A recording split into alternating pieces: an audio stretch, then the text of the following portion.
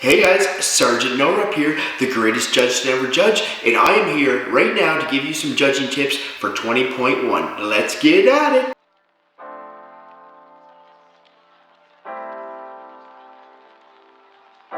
Okay, so I'm assuming you just watched Rich Froning and Scott Panchik throw down, and if you didn't, I'm going to spoil it right now. Scott Panchik, the newest member of CrossFit Mayhem Freedom, they announced that tonight, beat out Rich Froning in 20.1.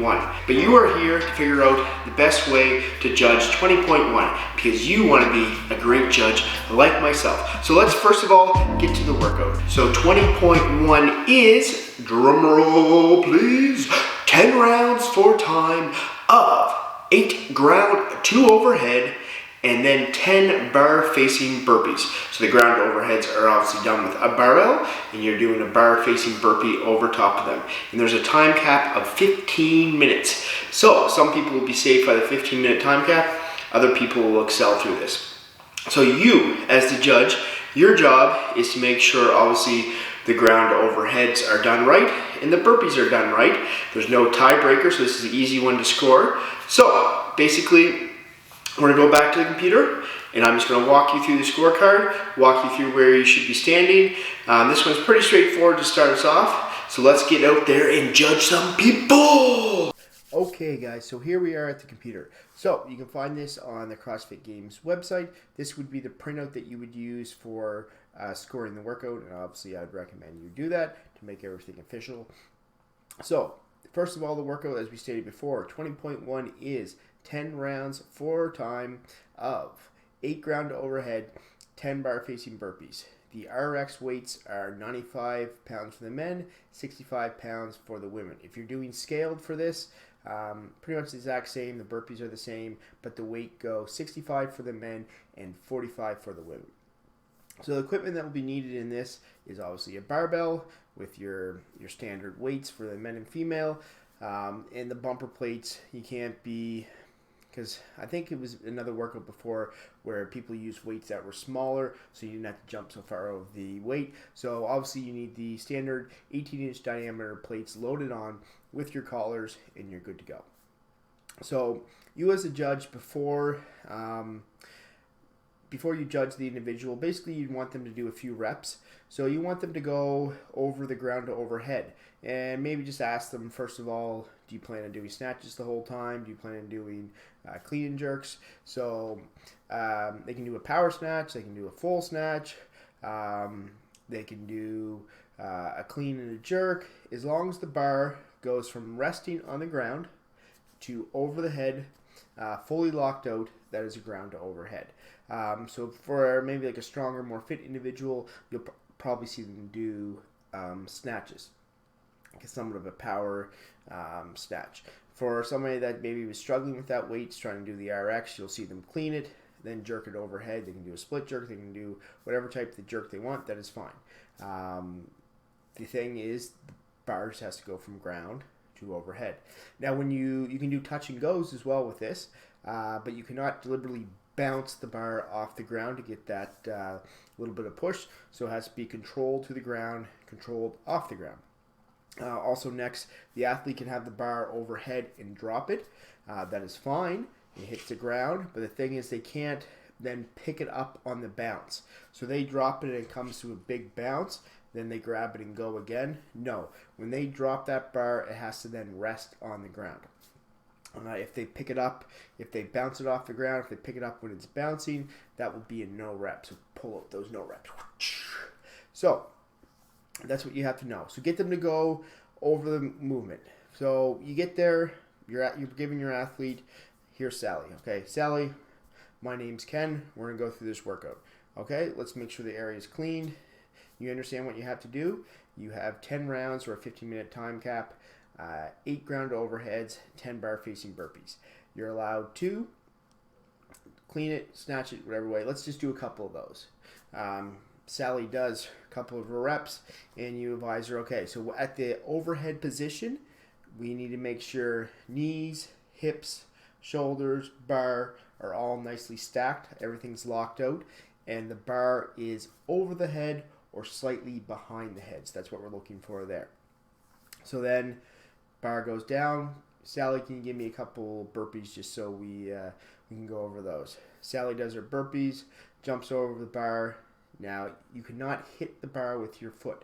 You go to jump over the bar, you hit the bar, you have to do that rep again. That would be a no rep. So if you want to look there, obviously if you're judging, the person wouldn't be videotaping submitted as well, because as a judge you don't have to submit a videotape or a video submission, so we don't have to worry about the video submission. So there's different weights obviously for the masters. 55 plus, you're looking at 65, 45 pounds. So another thing is to just make sure as a judge, it's not really your responsibility, but it just makes things easier. Make sure the area is clear. Make sure there's enough space between you and the next person that's judging.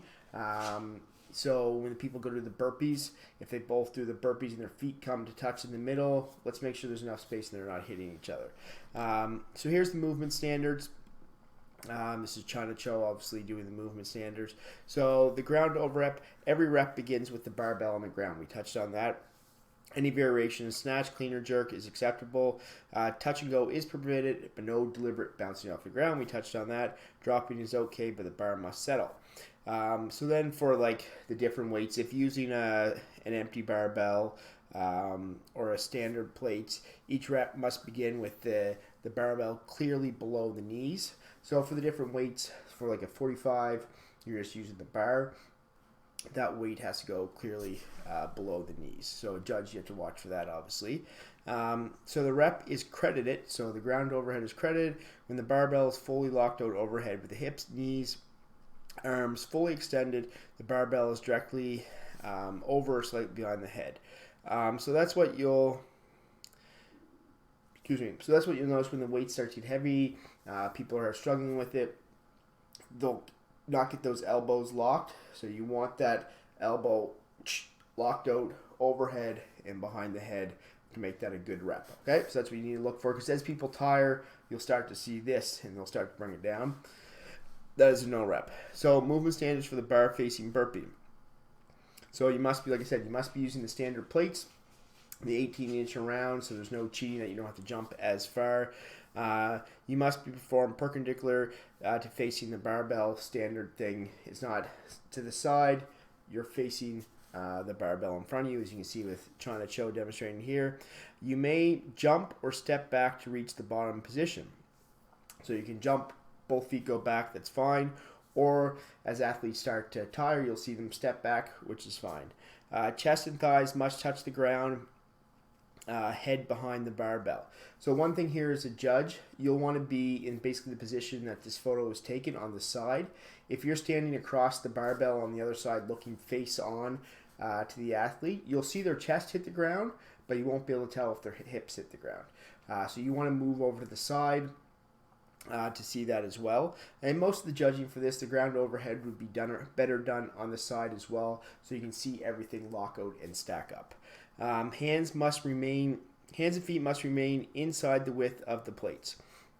I don't really see how this would... You'd have to be way out there and your feet way out there outside the plates to do that. I don't see... Some people go a little wide on the burpees when they're kicking back, but I can't see anybody putting their feet outside the plates. But anyway, that is a rule. No rep if they do that. Stepping or jumping back to the starting position are both permitted. So they're allowed to step or they're allowed to jump forward to that starting position, then go over the bar. So the jump must jump over the barbell using your 2-foot takeoff. So as athletes tire, you'll see the 1-foot takeoff and the 1 step over. This has to be 2 feet off over the bar. If they do that 1 foot, that is a no rep. And obviously, as a judge, you have a little bit of discretion.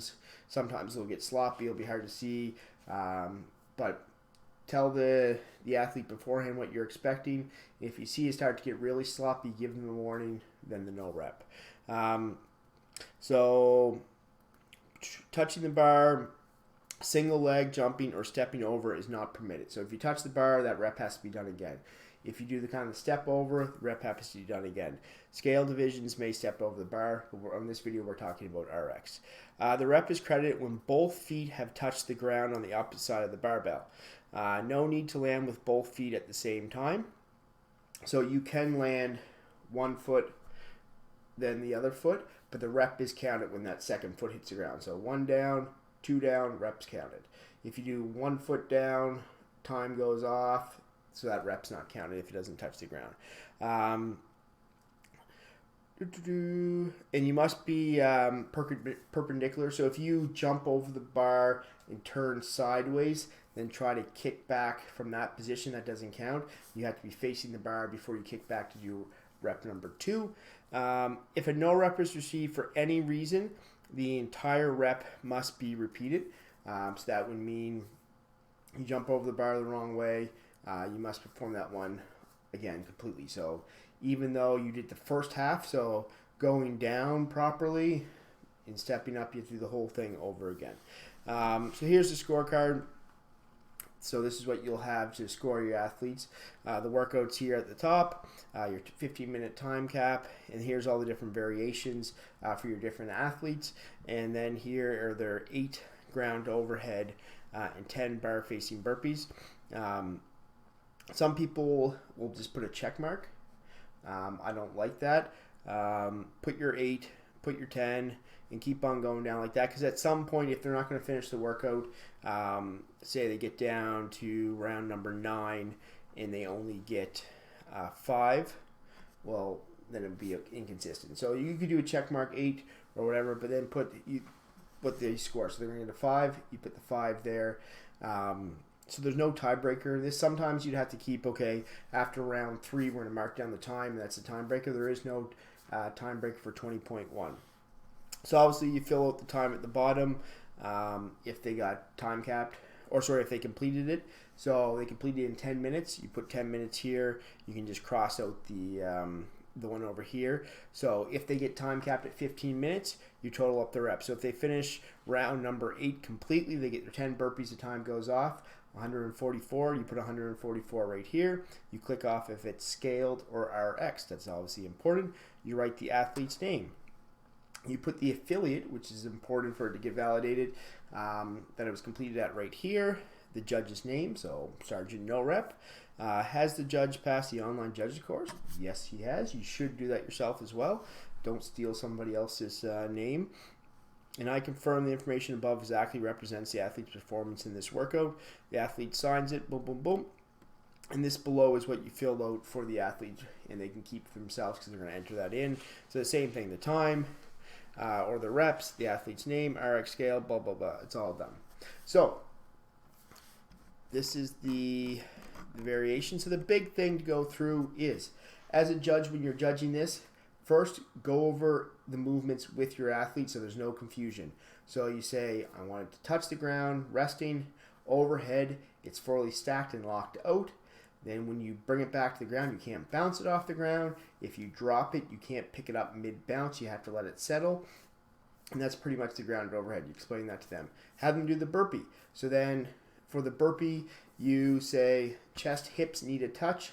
You're allowed to step back. You're allowed to jump back. When you come forward, it's 2 feet, a 2-foot takeoff over the bar. You can land then 1 foot, 1 foot, that is fine.